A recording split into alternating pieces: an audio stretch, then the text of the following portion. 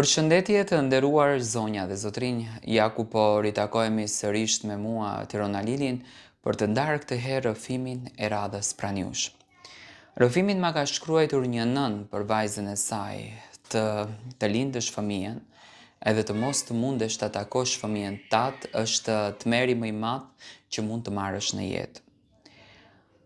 Nëse po e dëgjon këtë letër, bia ime do të thotë se unë nuk pata forcën t'i them të gjitha duke të parë në sy. Ka disa dhimbje që një nën i mban të fshehura, vetëm që fëmia e saj të mos të vuaj më shumë. Ana ime, që ditën kur të mora për herë të parë në krah, e kuptova se jeta ime nuk do të ishte më për mua.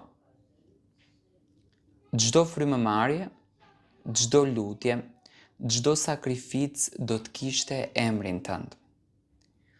Ti ishe drita ime në ditët më të errta. Kur ishe e vogël dhe më përqafoje qafën para gjumit, më dukej sikur Zoti më kishte falur të gjithë botën. Edhe kur shtëpia ishte e ftohtë, edhe kur nuk kisha bukë për vete, zemra ime ngrohej vetëm nga buzëqeshja jote. Mbaj mend të netët kur të zinte gjumi në prerin tim. Të shikoja fytyrën dhe lutesha Zot, merr gjithçka nga unë, por mos ma lëndo vajzën time. Kur u rite të shihja çdo ditë dhe mendoja sa shpejt kalon jeta. Doja të mbaja gjithmonë pranë, por e dija se një ditë do hapje krahët e do fluturoje drejt jetës tënde. Dhe unë në këtë mes buzëqesha, edhe pse zemra më dridhej nga frika. Ditën që ti u martove, kur autobusi u largua dhe ti më përshëndete nga dritarja, unë qava gjithë natën, jo sepse nuk doja lumturinë tënde, por sepse ndjeva që shtëpia ime, në të vërtet, mbeti bosh. Pas largimit tënd, çdo cep i kësaj shtëpie mbante aromën tënde. Filxhani yt i preferuar. Shalli që harove para derës. Zëri yt që më dukej sikur e dëgjoja natën.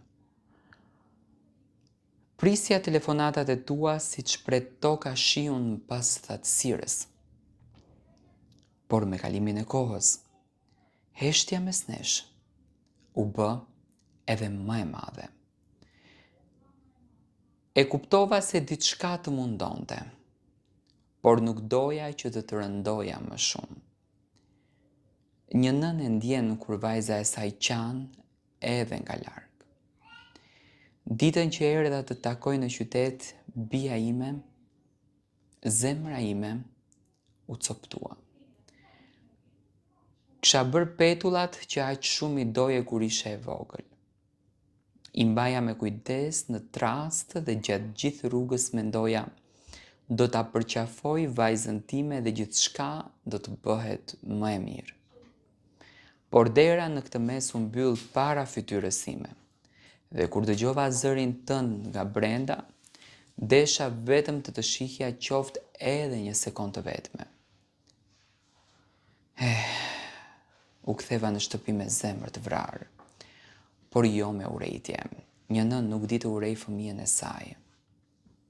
Çdo ditë dilja te porta dhe prisja, çdo hap që dëgjoja në rrugë më dukej se ishe ti. Njerëzit më thonin haroje, po si mund të haroj zemrën time? Ti nuk e di sa net kam kaluar pa gjumë duke parë fotografin tënde dhe duke folur me Zotin.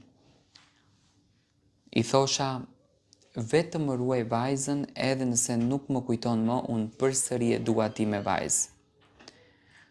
Ana ime, nëse ndonjëherë je ndjerë fajtore, mos e mundo zemrën tënde. E di që jeta nuk ka qenë e lehtë për ty. E di që ke heshtur nga frika dhe nga dhimbja. Por dua të mbash mend diçka. Asgjë në këtë botë nuk mund ta ndaj dashurinë e një nëne nga fëmia i saj. As largësia, as koha dhe as njerëzit. Edhe kur zemra ime është thyer, unë përsëri jam lutur për ty.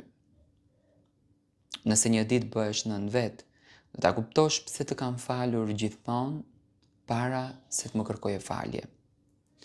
Sepse dashuria e nënës nuk matet me sa herë e viziton vajza, por me sa fort re zemra e saj për të. Dhe zemra ime ka rahur vetëm për ty. Tani jam lodhur, bia ime. Vitet më rëndojnë mbi supe dhe netëve ndjehem shumë ftohtë. Por ka diçka që dua ta dish para se të largohem nga kjo botë. Mos lejo askënd të të largoj nga njerëzit që të duan në vërtet. Jeta kalon shpejt. Një ditë kthehesh pas edhe kupton se koha nuk të pret. Do të doja të të përqafoja edhe një herë, të të ledhatoja flokët si dikur, të të dëgjoja të më thërisnje, oj mami. Nëse nuk arrit ta dëgjoj me atë zë, dije se do ta marr me vete në përjetësi. Dhe kur të marr malli për mua, mos qaj më shumë.